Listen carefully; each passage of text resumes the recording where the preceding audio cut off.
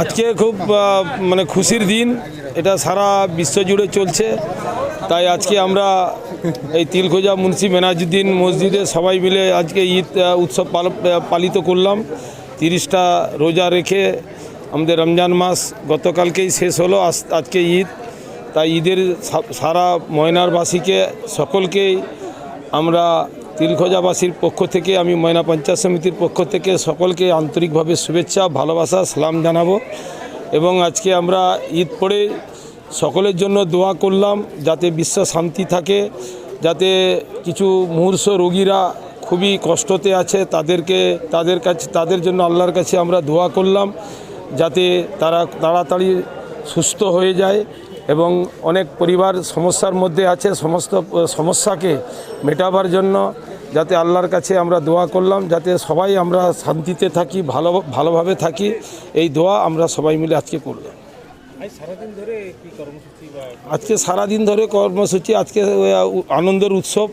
30টা রমজান মাসে 30টা রোজা রাখার পরে যে আজকে আনন্দ, যে আজকে উচ্ছ্বাস মানুষের মধ্যে আছে, সেটা আমরা সবাই মিলে এলাকার হিন্দু মুসলিম সবাই মিলে একই ভাই সবাই গলা মিলাবো। আমরা মিষ্টি খাবো, বিতরণ করব সবাই মিলে একই সঙ্গে, একই থালাতে বসে সবাই আসবে। একটু পরেই সকলের সঙ্গে দেখা হবে। সবাই আজকে আমরা আনন্দ উপভোগ করব। এটা এই জন্য 30 দিন পালন করলাম যে প্রভু আমাদেরকে হুকুম দিয়েছে 30টা রোজা রাখতে। সেটা তো একটা দিক আছে, তার বৈজ্ঞানিকও ব্যাপার আছে যে আমরা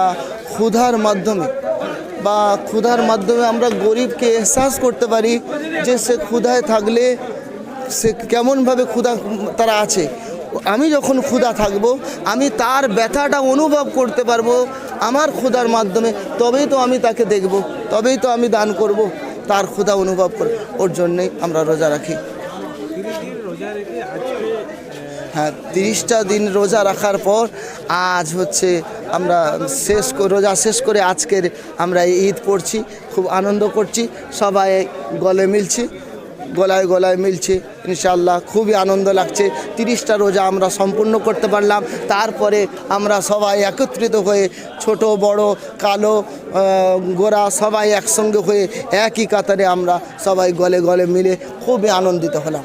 আজকে কি চাইলেন আল্লাহর কাছে চাইলাম যে আমাদের ভ্রাতৃত্বকে আমার ঐক্যবদ্ধ করুক, আমরা সব একসঙ্গে যেন থাকি, হিন্দু শিখ ইসাই সকলকে আমরা যেন একই কাতারে একই সঙ্গে আমরা থাকতে পারি, ভেদাভেদ ভুলে সমস্ত কিছু নোংরামি ভুলে আমরা একসঙ্গে যাতে থাকতে পারি, ভালোবাসতে পারি, একে অপরের সাহায্য করতে পারি।